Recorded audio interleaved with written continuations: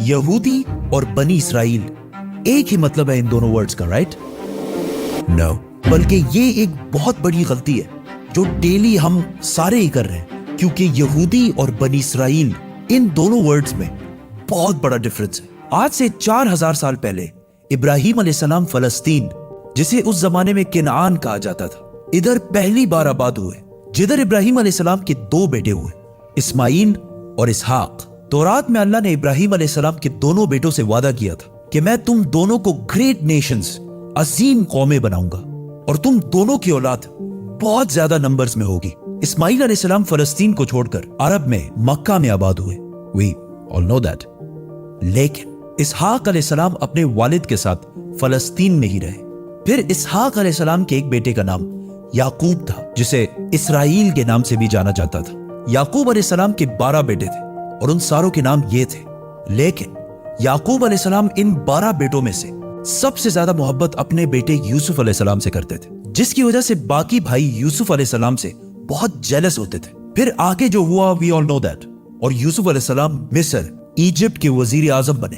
और कुछ ही साल बाद हर तरफ कहत आने की वजह से यूसुफ अलैहिस्सलाम ने अपने 12 भाइयों को फलस्तीन से निकालकर अपने साथ इजिप्ट में आबाद कर दिया। आहिस्ता आहिस्ता याकूब अलैहिस्सलाम इसराइल के इन 12 बेटों की औलादें इजिप्ट के हर फील्ड में फ्लरिश होने लगी। बिजनेस, ट्रेड, एग्रीकल्चर, सब में बहुत ताकतवर और स्ट्रांग होने लगी। जिस तरह आज भी यहूदी जिस भी मुल्क में रहते हैं वहां की सबसे पावरफुल कम्युनिटी बन जाते हैं। इजिप्ट में बनी इसराइल की ताकत से घबराकर आहिस्ता आहिस्ता फिरौन ने इन पर जुल्म करना शुरू किया और आखिर सारे बनी इसराइल को अपना गुलाम बना दिया। लेकिन 400 साल बाद अल्लाह ने इन्हीं 12 कबीलों में से एक कबीले लेवी की औलाद में से एक को चुना, जिसका नाम था मूसा अलैहिस्सलाम, जिन्होंने बनी इसराइल के 12 कबीलों को फिरौन की गुलामी से आजाद कर दिया और उन सारों को अपने साथ फलस्तीन की तरफ ले गया। और अल्लाह के हुक्म से मूसा अलैहिस्सलाम ने बनी इसराइल से कहा कि फलस्तीन पर हमला करो। लेकिन बनी इसराइल ने जवाब दिया कि आप और आपका रब जाकर लड़े, हम इनसे नहीं लड़ सकते। और ये इतनी सख्त बात उन्होंने इसलिए की क्योंकि मूसा अलैहिस्सलाम की फौज में उस वक्त जितने भी बनी इसराइल के लोग थे वो बचपन से ही फिरौन की गुलामी में बड़े हुए थे, जिसकी वजह से उनका जिस्म ही नहीं बल्कि उनकी सोच भी गुलामों जैसे बन गई थी। मतलब बिल्कुल एक बेगैरत कौम बन चुके थे, जिस पर अल्लाह ने 40 साल तक इन्हें इस डेजर्ट में रहने की सजा दी। 40 साल ही क्यों? क्योंकि इन 40 सालों में बनी इसराइल की पुरानी जनरेशन जो फिरौन की गुलामी की सोच में बड़ी हुई थी वो बिल्कुल खत्म हो गई और एक नई जनरेशन मूसा अलैहिस्सलाम की लीडरशिप में बिल्कुल आजाद सोच के साथ बड़ी हुई। और आखिर बनी इसराइल के इसी नई जनरेशन ने फलस्तीन और जेरूसलम को फतह कर लिया।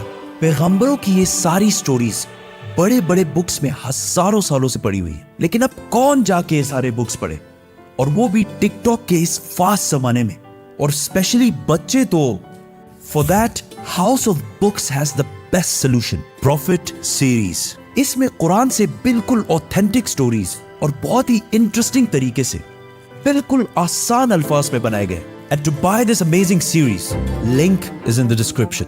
मूसा अलैहिस्सलाम के बाद बनी इसराइल फलस्तीन में बहुत साल तक रहे, लेकिन फिर इन्हें दोबारा वहां से निकाल दिया गया, जिसके बाद अल्लाह ने बनी इसराइल के 12 कबीलों में से एक कबीले यहूदा की औलाद में से एक पैगंबर चुना, दाऊद अलैहिस्सलाम, जिन्होंने जेरूसलम पर हमला करके इसे दोबारा फतह कर लिया।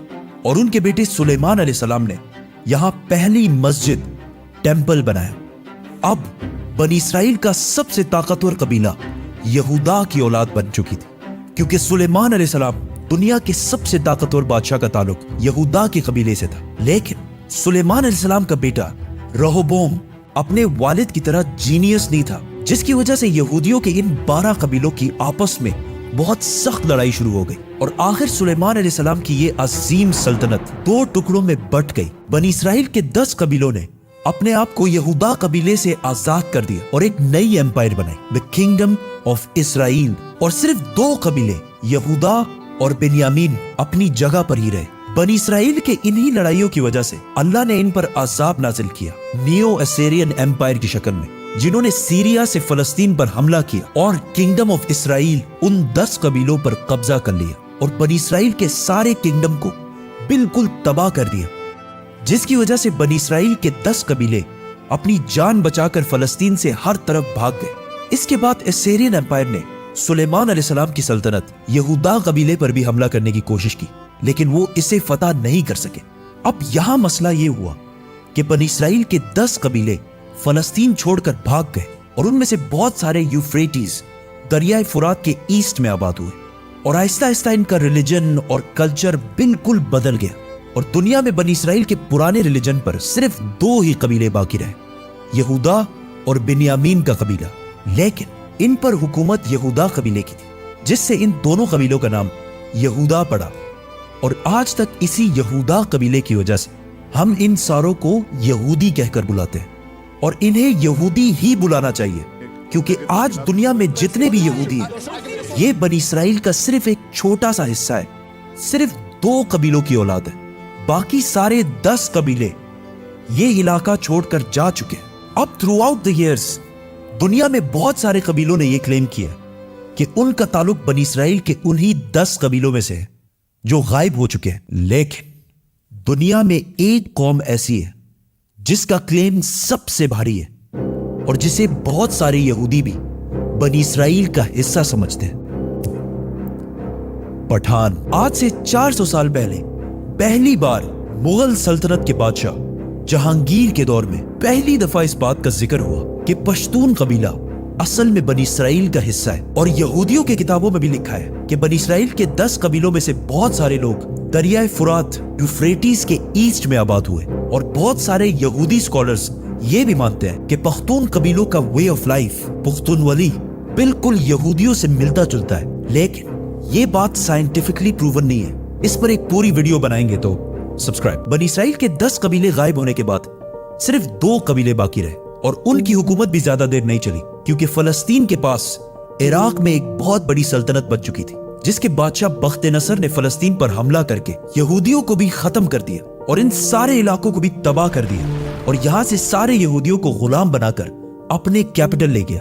बख्त नसर ने उस टेंपल को भी तबाह कर दिया जो सुलेमान अलैहिस्सलाम ने बनाया था। लेकिन इस सब के 70 साल बाद ईरान के एक बहुत ही नेक बादशाह ने यहूदियों को गुलामी से निकालकर वापस फलस्तीन में आबाद किया और उस टेंपल को भी दोबारा बनाया जो सुलेमान अलैहिस्सलाम ने बनाया था। लेकिन 600 साल बाद एक बार फिर रोमन एम्पायर ने इस टेंपल को दोबारा तबाह कर दिया और आज तक ये टेंपल दोबारा नहीं बन सका और आज उस टेंपल की सिर्फ एक दीवार बाकी है, जिसकी वजह से पूरी दुनिया से यहूदी यहाँ इबादत करने के लिए आते हैं और ये दीवार ऐसी है जैसे मुसलमानों के लिए काबा। लेकिन अब क्वेश्चन ये है कि यहूदी इतने पैसे और इतने ताकत के बावजूद इस टेंपल को दोबारा बना क्यों नहीं रहे? क्योंकि यहूदियों का मानना है कि बहुत जल्द इनका एक मसीहा आएगा और वो पूरे बनी इसराइल को दोबारा फलस्तीन में जमा करेगा। इवन उन 10 कबीलों को जिनमें से बहुत सारे मुसलमान हो चुके हैं, उन सारों को जेरूसलम फलस्तीन में दोबारा यूनाइट करेगा और वहां से फिर दोबारा एक यूनाइटेड किंगडम ऑफ इसराइल बनाएगा, बिल्कुल उस तरह जिस तरह सुलेमान अलैहिस्सलाम की हुकूमत थी। और उस टेंपल को तीसरी और आखिरी दफा बनाएगा जो पहले सुलेमान अलैहिस्सलाम और फिर साइरस द ग्रेट ने बनाया था। और इसीलिए आज इतने पैसे और ताकत होने के बावजूद यहूदी उस टेंपल को दोबारा नहीं बना रहे और उस मसाया और बनी इसराइल के 10 लॉस्ट कबीलों का पिछले 2000 साल से इंतजार कर रहे हैं। House of books, link in the description.